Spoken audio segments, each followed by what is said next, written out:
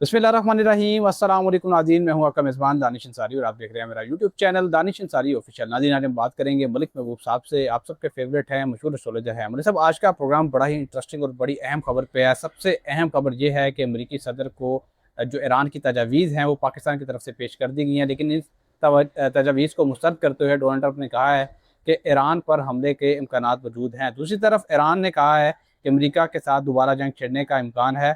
अफवाज किसी भी नई महम जोई के लिए तैयार है। सर, दोनों तरफ से, दोनों ममालिक की तरफ से कहा जा रहा है कि नई जंग की, नई मुहिम जोई की और नए महाज की तैयारी की जा रही है। आप क्या देख रहे हैं आने वाले दिनों में? क्या वाकई कोई जंग होने वाली है या फिर ये सिर्फ गिदड़ भपकियां ही हैं?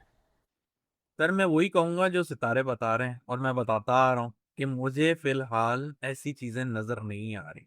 और जिस वक्त आप बोल रहे थे कि ये सब कुछ अच्छे की तरफ जा रहा है, तब मैं आपको कह रहा था कि मुझे नजर नहीं आ रहा, अभी मामलात खराबी की तरफ है।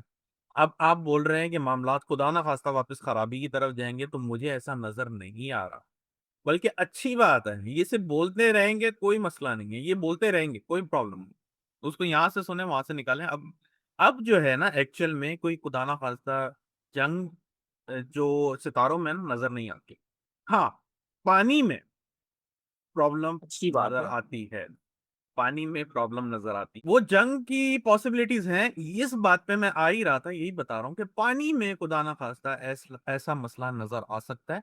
लेकिन लैंड वाली साइड पे ऐसा मुझे man made war, I mean man made war नजर नहीं आ रही है फिलहाल। जिसमें ये लोग खुद अपनी जबरदस्ती की कोई नई जंग छेड़े।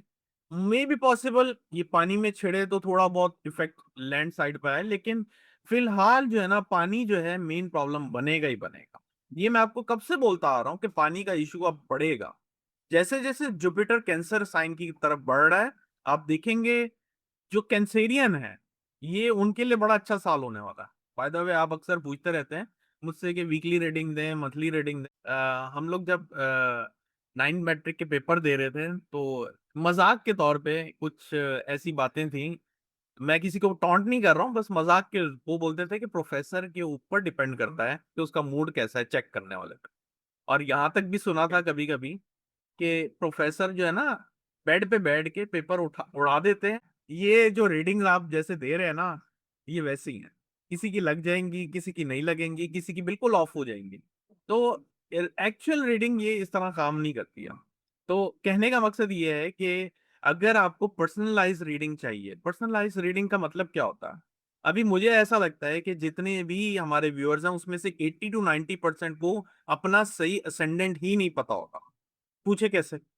वो ऐसे कि हर कोई जिस मंथ में पैदा होता है उसी को लेके फॉलो कर रहा होता है। अब जैसे मार्च अप्रैल वाले बोलेंगे मैं एरीज हूं, लेकिन एरीज नहीं होगा। एक दिन में, मेरी बात को गौर से सुनिए और समझें, एक दिन के अंदर, 24 आवर्स के अंदर ऑलमोस्ट ऑलमोस्ट 12 दफा जायचा बदल जाता है। अगर वो 1 बजे पैदा हुआ है तो शायद एरीज में बैठ जाए, 4 बजे पैदा हुआ है तो टॉरस या जेमिनाई में चला जाएगा, सेम डे में। तो time of birth is very very important. मतलब अगर टाइम ऑफ बर्थ सही नहीं है ना, तो आप ये सोच लें कि आपका जायचा बन ही नहीं सकता। फिर हम लोग मून चार्ट लेते हैं। मून चार्ट, मून को फिर फॉलो करते हैं हम। जो ट्रांजिट और वो सब जो बर्थ चार्ट होता है, मून से फॉलो करते हैं। अगर किसी को नहीं पता, लेकिन उसकी डेट भी एक्यूरेट होगी ना, क्योंकि मून भी जो है ना, यूं समझे 2.5 दिन के बाद अपना साइन चेंज करता है। तो मून के हिसाब से हम उसकी नेचर पढ़ सकते हैं। लेकिन जो आप एक्यूरेसी ढूंढ रहे हैं ना, क्या ये करना चाहिए, क्या मुझे इस फील्ड में सही। जाना चाहिए, वो फिर नहीं मिलेगी। वो किसी को ऊपर ले जाते हैं, किसी को नीचे, और जो बिल्कुल कभी कभी उसके वाइस वर्सा चल रहा होता है सीजन। तो आपको मैं यही समझा रहा हूँ, अगर आपको वाकई जानना है तो आपके पास टाइम ऑफ बर्थ का होना बहुत जरूरी है। मेरी वेबसाइट में आप जाएं, आपको मिल जाएगी। आप अपना टाइम ऑफ बर्थ डालें, तब आपको एग्जैक्ट असेंडेंट पता चलेगा, आपका असेंडेंट क्या है, फिर उसको फॉलो करें। और फिर आप देखें कि रिजल्ट कैसे आता है। तो ये जो सारे लगे हुए होते हैं, एरीज के लिए ये, टॉरस के लिए ये, पाइसेस के लिए ये, पहले तो लोगों को ही नहीं पता कि उनका असेंडेंट क्या है। मैं यही समझा रहा हूँ इतनी टाइम से कि जब तक आपके पास असेंडेंट नहीं होगा, तो आप तो किसी और का पढ़ रहे हैं और खुश हो रहे हैं ये मेरे साथ होने वाला है, या परेशान हो रहे हैं, जो भी उन्होंने लिखा हुआ है। खैर, coming back to the point, हम कहीं और निकल गए। तो कहने का मकसद ये था कि जो ये साल स्टार्ट हो रहा है वो कैंसेरियन के लिए बड़ा बेहतरीन होगा। कैंसेरियन के फोर्थ हाउस मतलब जुपिटर उधर एग्जॉल्टेड होता। तो ईरान की बात चल रही थी, तो ईरान का बाय बर्थ कैंसर के अंदर एग्जॉल्टेड जुपिटर बैठा हुआ है और उसी के ऊपर जुपिटर ने आना है, तो उनके तो वारे न्यारे होने वाले हैं। इसीलिए तो मैं आपको बोल रहा हूँ जून तक आप वेट करें, देखें ईरान कहाँ पे खड़ा हुआ होगा। अच्छा।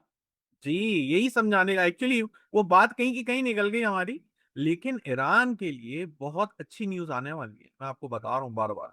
तो अगर ये हमला कर भी देते हैं, इन शॉर्ट अगर ये हमला कर भी देते हैं और ये सोचते हैं कि हम जीत गए हैं, तो ये नहीं जीत सकेंगे, ये मजीद फंस गए हैं। अब ये निकलने के लिए अपने रास्ते ढूंढ रहे हैं। तो ये पहले तो मुझे, मैं आपको साफ सी बात बताऊं, मुझे जमीनी जंग नजर नहीं आती। अगर होगा तो पानी में मसला होगा, वो भी बड़ा शॉर्ट टेम्पर होगा, शॉर्ट टाइम के लिए होगा। लेकिन एट द सेम टाइम मुझे ऐसा लगता है कि पानी की वजह से दुनिया बहुत परेशान होने वाली है, बहुत ज्यादा। बहुत शुक्रिया सर, आपने अपने कीमती वक्त में से कुछ वक्त निकाला। कुछ सवालात हैं नाज़रीन आपके, वो मैं प्रोग्राम में ऐड कर देता हूँ। इंशाल्लाह इनके जवाबात आपको कमेंट्स बॉक्स में मिल जाएंगे। सबसे पहला सवाल जो है मोहम्मद अदनान का है। तरीके पैदाइश 15 अप्रैल 1990 है। सवाल इनका यह है कि सर मेरा बुर्ज शोर है, पिछले कुछ महीनों से रोज़गार में रुकावट आ रही है, कि आने वाला वक्त बेहतर होगा। सायरा बानो है कराची से। तरीके पैदाइश 8 अगस्त 1994 है। सवाल इनका यह है कि शादी में बार बार तखीर हो रही है, कि जायचे में किसी बंदिश या नहुसत का इशारा है। इमरान यूसुफ हैं गुजरात से। तारीख़ पैदाइश 22 नवंबर 1990 है। सवाल इनका यह है कि मैं काफ़ी अरसे से बैरून मुल्क जाने की कोशिश कर रहा हूँ, क्या इस साल कोई रास्ता बन सकता है। नादिया खान है इस्लामाबाद से। तारीख़ पैदाइश 3 मार्च 1996 है। सवाल इनका यह है कि तलीम मुकम्मल होने के बावजूद नौकरी में मसाइल आ रहे हैं, क्या मसला वक्त का है, दायचे का है। अरसलान महमूद हैं फैसलाबाद से। सवाल 11 इनकी तारीख़ पैदाइश 11 जुलाई 1985 है। सवाल इनका यह है कि कारोबार में पार्टनरशिप की पेशकश है, क्या ये फ़ैसला मेरे हक़ में फ़ायदेमंद होगा।